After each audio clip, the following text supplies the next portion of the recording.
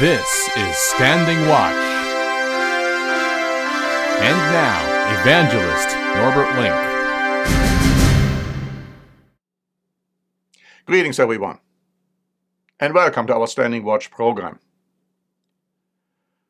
Recently, Pope Francis made some controversial remarks attacking other churches and showing really his complete total misunderstanding and ignorance when it comes to true Christianity.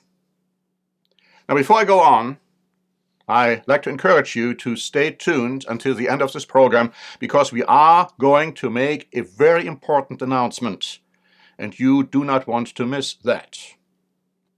But now let me read to you from a Catholic outlet, Crux Now, writing this on May 15. Christians must follow the Ten Commandments, of course, but Christianity is not about following rules.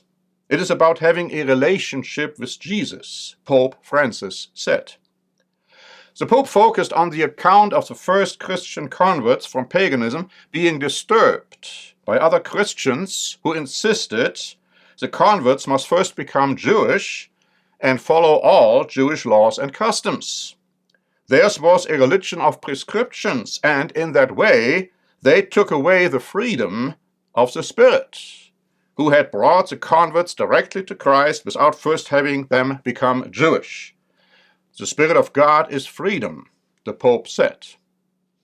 The problem of individuals or groups trying to impose extra conditions on believers was present from the beginning of Christianity and continues in some quarters of the Church today, he said. In our own time, we have seen some church organizations that seem to be well organized, to work well, but they are all rigid. And then we have discovered the corruption that was inside, including in the founders. Now, so far the article.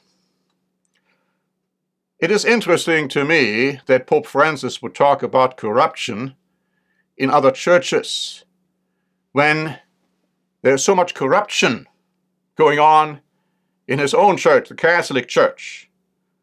Do I have to remind you of the financial corruption, of the sexual corruption, which has been going on for years in the Catholic Church and which is probably still going on today? Now, Pope Benedict had resigned from being a pope, at least officially, and of course there are many rumors and suggestions as to why he did it. But one suggestion is that he was trying to fight the corruption within the Vatican, and especially the financial and sexual corruption. But he saw that the homosexual lobby was too powerful, and so he decided to resign instead. So much when it comes to corruption. For Pope Francis to bring up that kind of a allegation is just completely, totally hypocritical. Now, I do not deny that there is corruption in other churches as well. But, for Pope Francis to bring it up as an allegation, an accusation, that's really something. But then what about the second allegation he is making? That a Christian had to become Jewish in accordance with some of the proponents. Now, of course, it is true that, and we can read that in Acts 15, there was a council in Jerusalem because some insisted that Gentiles had to be circumcised, physically circumcised, and that they had to keep all the law of Moses. That would have included those rules having to do with ritual washings and other rituals, and of course the sacrificial system. Now, Christ, when he died, did away with the sacrificial system and those rituals in connection with those, because he was the ultimate sacrifice. But to say that nothing which is written in the Old Testament is of any validity for us today, that is just complete, total, utter nonsense.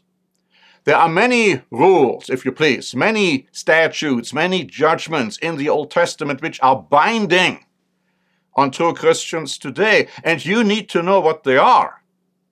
We have prepared a free booklet, Old Testament Laws, still valid today, ? And this booklet explains to you what Old Testament laws are still valid today, and there are many. And as a true Christian, you must keep them. And if you don't keep them, you are not a true Christian. Yes, we have to be spiritually circumcised. As a true Christian, we have to be a spiritual Jew, a spiritual Israelite. That's what the Bible tells you. You can't do away with that concept because the church of God, is built on the apostles and the prophets. Jesus Christ being the chief cornerstone. The apostles referring to the New Testament, the prophets referring to the Old Testament. And what did the prophets teach and preach and proclaim? People were living in sin when they violated certain spiritual rules.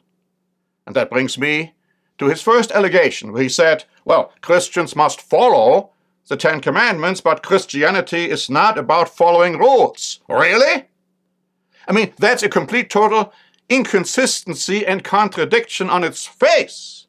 Because if you follow the Ten Commandments, you follow the rules of the Ten Commandments. Otherwise, it wouldn't make any sense. But let me give you a few examples. The Ten Commandments speak about marriage. You shall not commit adultery. The Ten Commandments, if you just look at that statute, that statement, they do not talk about homosexuality. Now, is the Catholic Church allowing homosexual marriages? Well, at least not officially. But you see, the statutes and the judgments in the Old Testament condemn homosexuality. That's just one example. If the Pope is really serious about following the Ten Commandments, then he would not allow pictures of God the Father and Jesus Christ in his church. He would not allow that people would worship in front of statues of saints, quote unquote, because that's all a violation of the first two commandments. But what about the fourth one? The fourth commandment is telling you, remember the Sabbath day to keep it holy. Now, the Sabbath day, everybody knows, is a time span from Friday sunset to Saturday sunset. That is the Sabbath. The Catholic Church isn't keeping that. The Pope doesn't keep that. The Pope does not even teach you to keep it. No, you have to keep Sunday instead, which is the first day of the week, which is actually a day which was dedicated to sun gods, was never dedicated to Jesus Christ. Now, what did Jesus Christ tell us? He said, in vain do they worship me, teaching as doctrines the commandments of men. And he said, you have done away with the commandments of God so that you can keep your own tradition. Sunday worship is a human tradition. God's commandment requires of you to keep the Sabbath.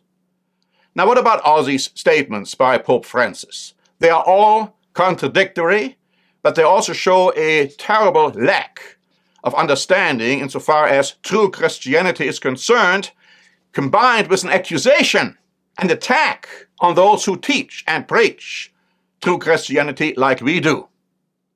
And now, before I close, please listen carefully to the announcement which is going to follow. And until next time, this is Norbert Link for the Standing Watch program. Since ancient times, God's Ten Commandments have been in force, as stated in Exodus 20 and Deuteronomy 5. You shall have no other gods before me. You shall not make for yourself any graven image. You shall not take God's name in vain. Remember the Sabbath day and keep it holy. Honor your father and your mother. You shall not kill. You shall not commit adultery. You shall not steal. You shall not lie. You shall not covet. What are the meanings of each of these commands, and are they still necessary for us to keep today?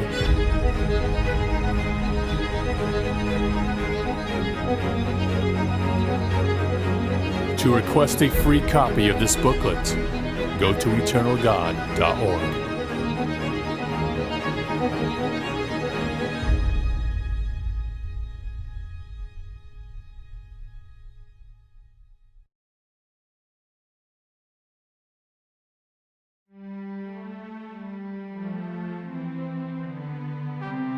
Standing Watch is a presentation by The Church of the Eternal God, P.O. Box 270519, San Diego, California 92198.